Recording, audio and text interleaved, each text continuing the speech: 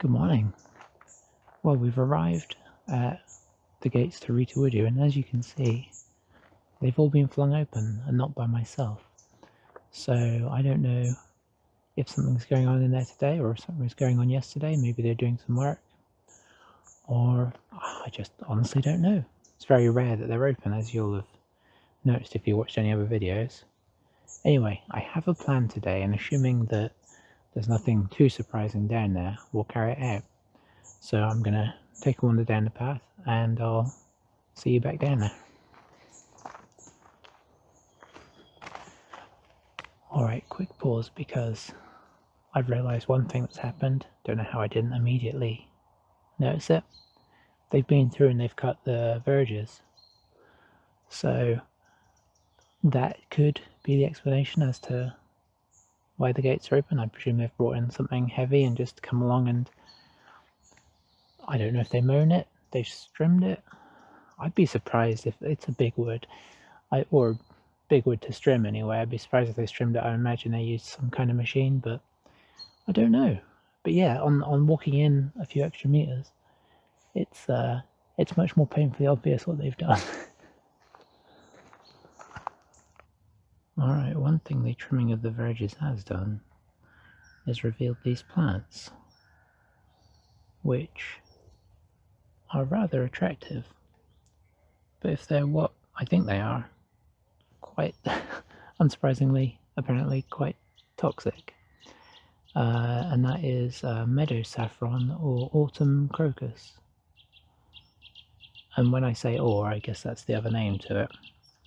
And they are apparently neither a crocus nor saffron. Classic naming. There's little buds down here of the other ones coming up, as you can see. I don't think I'd have ever seen these had they not have trimmed stuff back, because they're a little ways off the path. But yeah, apparently highly poisonous. And we are getting towards autumn now, so maybe there's something to be said for that. But very attractive, if quite deadly. So we're back at basically the fallen tree. The fallen tree is just here.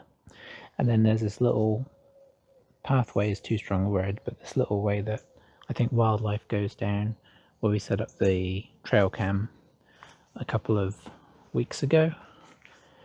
We might have popped it back there last week as well. Anyway, what we do know is that this is an absolute thoroughfare for animals. We've seen deer, foxes, badgers, rabbits, squirrels, mice, pretty much most of the things you'd expect or hope to see.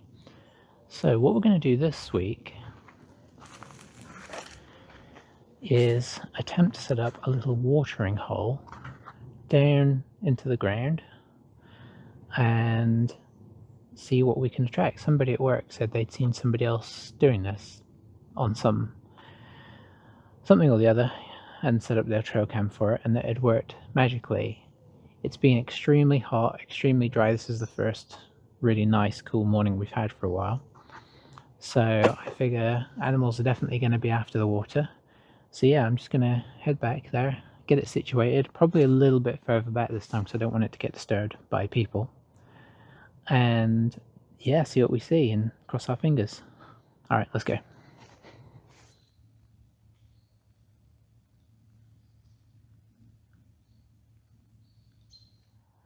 Alright, so for now, we've popped it in, just cleared the loose debris off the top of the soil there.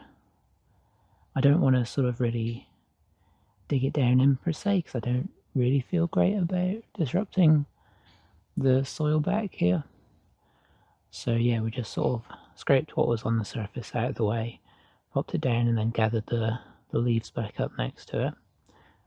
And what my plan is to come back down here with some water and fill it up. I will probably put a stone or two in there too, partially to weigh it down, partially to give an access point for anything that falls in unexpectedly to climb back out. So, and then we'll pop the camera up on one of these little branches that's close by and see if any, I mean, we know stuff comes through here, so it'll really just be, does anything come and drink from it? That'll be the excitement. So that's all there really is to it. I think for now I'm going to throw a few leaves in there just to camouflage it till I come back down with the water, because I didn't bring that down with me. And we'll see what wanders back in these woods back here for the next night or two. Alright, so we're fully set up now. It took me a while to position the camera, and I don't know how successful it will be. It's just up on this branch. We've got a looking down view. It can see all around it from there. I was trying to decide, do I want to be ground level? Do I want to be a bit higher? It's just honestly very hard to know. But I think this will only really activate when it sees things moving in this sort of, basically the view is, I want to say that, so it should only see things when they get close. So I think I'm happy with that. So now it's just a case of going, getting some water, filling it up, leaving it, and crossing our fingers, seeing what happens. So that's pretty much that for now, till we find out what's happening. But I will say, it's interesting that they've cleared these. As you can see, they've not just cleared the verge here, but they've cleared this little pathway back, which I have walked before. So yeah, I mean, maybe they did do it with a strimmer. If they did, that was a big job. Looks like they've only cleared it back this far. Ooh, it's so much more of a jungle than it was. I'm sure that we. Oh yeah, you can walk down and through there. You probably can't even see it through this. So that is a walked path a little bit. But yeah, I don't know what the theory is as to why they clear it. Whether they're doing it for, are they required to do it because some of this is public footpaths? Judging from all the other public footpaths around here, I'm not sure about that because nobody else seems to keep them clear. Whether it's just to make ease of access for the people that own the woods, I don't know. But before we go, another thing. Look how autumnal, sorry that's too far. Look how autumnal it's looking down on the ground in there. We are definitely heading that way. I think probably hastened a little bit by the lack of water for the trees. I think they're struggling a bit more than they would normally and possibly dropping a tad early. Definitely beginning to feel a touch more autumnal with a slightly cooler morning as well. I'll take it. I'm ready for autumn for sure.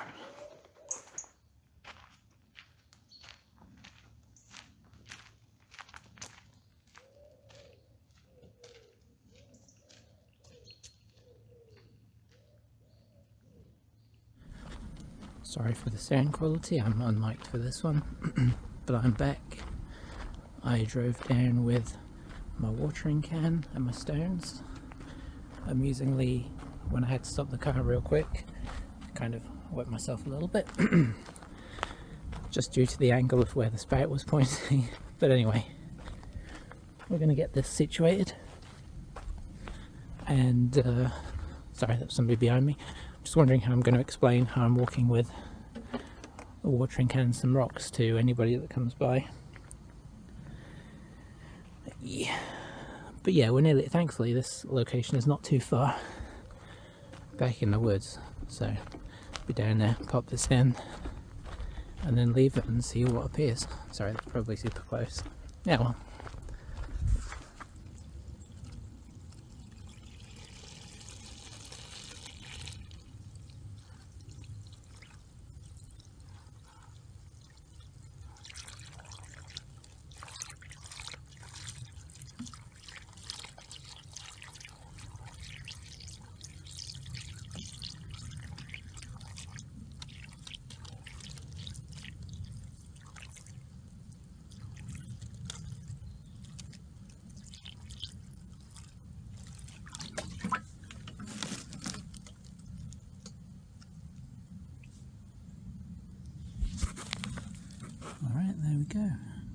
anything that falls in has a variety of ways to get out. Overall, I think I'm reasonably happy with that. We'll see if the animals are. Back later.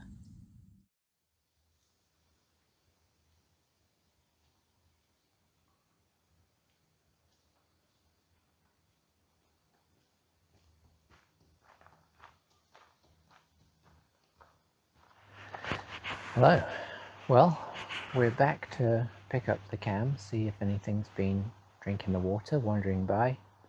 But a couple things before I head into the woods that I just wanted to point out, unrelated honestly. One of them is, to me, maybe over here is the best place to come for this. Everything is definitely looking, even the brambles, look to me like they're feeling the effects of how dry it is. See, all the leaves look just a little bit droopy down there, to my eye. I think they're just trying to conserve every little last bit of strength. We've still been very much in a drought sort of state. I think everything's just waiting. There's been a couple of small rainfalls overnight, I think. Today is the first day, as you can probably see by me. Well, not the first day, but the last couple of days it's cooled off a little bit. So I feel like we're approaching more normal weather. If we look up, you can see that it's you know, mostly cloudy. That's probably the most blue sky in the sky right now. That way it's a lot more cloudy.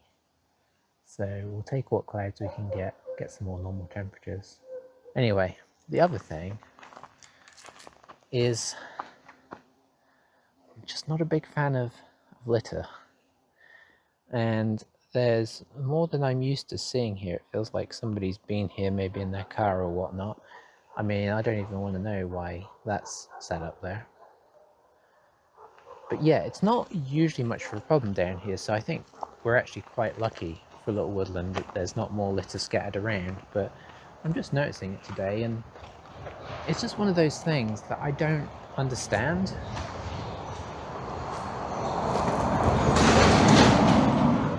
Like, in the sense of littering out of your car, why would you do it? Why not just leave it in your car till you get home? It seems almost malicious to me. Like, there's laziness, and then, I mean, how much lazier is it just to sort of pop it down next to you and throw it away when you get home? I don't know. I guess for people that do feel okay doing it, you're not going to be able to persuade them, unfortunately, probably, because it's just so logical. I don't think it's a logic thing. I think it's just purely a lazy thing. But yeah, always bugged me. Anyway, let's carry on and head down to the camera, see if it's still there.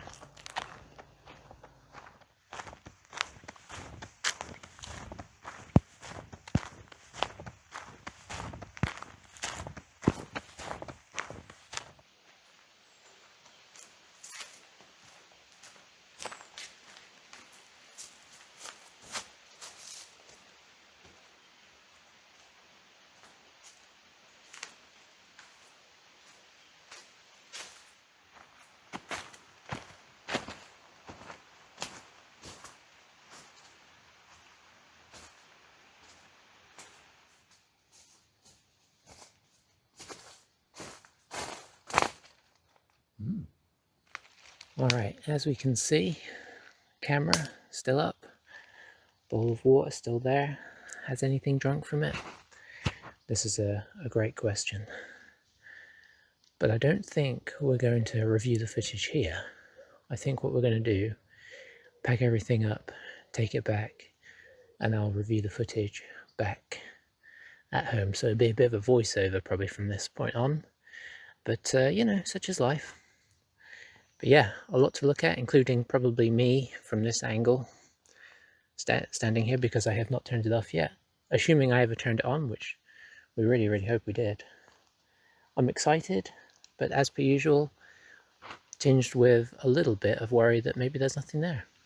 Only time can tell.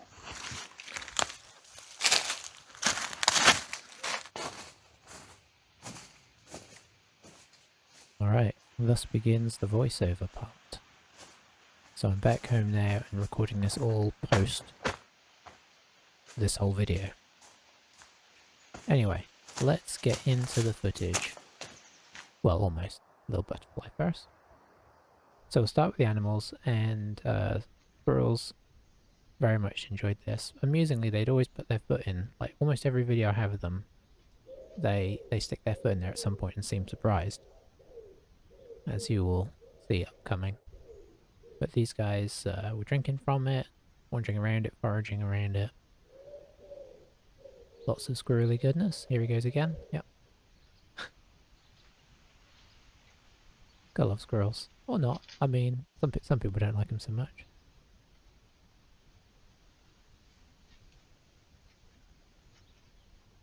Alright, then we have a rabbit come in. Much better view of a rabbit than we had last time. I think we just had a night one last time.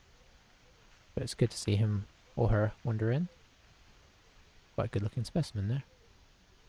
Alright, then we go to night time. And we didn't get any big animals bigger than a muntjac, which you could say is decently big. I was a bit surprised by that. But it's still cool to get the muntjacs coming in. I think eventually he takes a drink as well. You can actually see him in pretty nice detail. It's obviously a very different look to him. But you can really see the shape of their heads and everything, that unusual shape. Then of course we had the mice. They're always fun. I'm just going to assume for the moment that they're wood mice. I think I've heard that wood mice have the big ears and everything and the long tails, so I'm going to guess that's what it is. But scarpering around the bowl, jumping about a bit. It amazes me how much they can jump. He takes a little drink there, but it's mostly scarpering in a very mousy way. I think we're on to birds now. Yes, so got a robin taking a bath and a nuthatch who visited every day around the same time. I think in the morning and the evening, very clockwork like. It was cool because I think I had it out there 3 days or so. But yeah, really cool to see the nuthatches because I keep trying to take videos of them with, you know, just with my phone camera when I notice them. But they're always too far away and they're moving around the back of a trunk or whatnot, so really cool to get to see them at least a little bit closer. He is very keen on drinking. Now the next bird I'll start talking about already. Oh, landed on the branch there. This guy I thought was a coal tit at first, but when it sounds...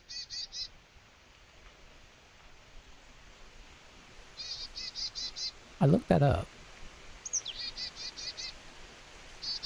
And the suggestion was that it could be a marsh tit, which seems crazy. Quick, Wren here, jumping in. Is that possible? I'm curious. Anybody watching who is better on their UK birds, because I'm still readjusting to them. I'm assuming that's him again. Along with, I think there was a blue tit there. I think a great tit wanders in the bottom right. Yeah, I would be, that might be a first for me, if that is what it is. There he is again.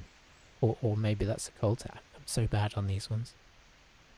But that, when I looked up that song and listened to it a few times, I couldn't find any other ones that made that sound. It's actually a bit similar to a chickadee sound from America. So let me know if you know.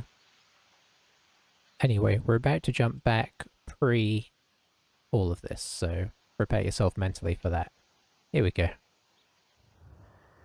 Good news, in their clearing that they did, they've cleared the way down Christmas Tree Row, which is advantageous for where I want to set up the trail cam shortly, so I'm actually quite happy about that because that was very difficult to get down there. The cutting also makes life a bit easier at the crossroads, with the paths having been trimmed back a bit. Makes access a little easier. As the path is nice and clear and we're down here anyway, I'm going to go and have a quick check on the sweet corn field back here.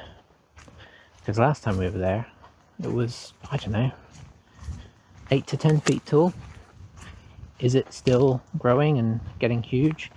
Has it been cut down in the meantime? I mean, I just don't know. Oh, that's interesting. That's definitely corn. There's some sneaky squirrel or something gone and grabbed some. We just don't know. Oh, I think it's still there. Spoiler alert. Oh, there's some more. You can see some more corn there, I think. Something's definitely been taking it and nibbling it. Oh, the squirrel jumped across the gate, as if in guilt. Yes, okay, still there. I imagine it's not going to be there long. I wish I knew what day they were going to harvest it and I could set up the time-lapse camera or something. That'd be amazing. But yeah, that's probably not going to happen, but that would be a really cool video. Sort of tempted now. I might look up when they do it. I guess the problem is it's not going to be an exact time, so I'd have to just leave it up for a few days and just cross my fingers. Anyway, there we go. Back to the younglings. Well, I think that's probably it for this week. Thanks for watching, and I hope you'll join us next time for whatever that may be. Got a busy couple of weeks coming up, so working out what we're going to do is a bit tricky, but we'll come up with something. I want to say, oh, weren't those animal videos great? Or, that was disappointing, wasn't it? We didn't really get a whole lot, but I've not checked them yet to see. So the fact I'm recording this ending before we've hit the end, in that sense, is a bit risky. I guess I could record both, but in the interests of being truthful, I'll just say I don't know, but hopefully it was great. If not, you know, that's its own story, isn't it? So anyway, we'll see you next time. Bye bye for now.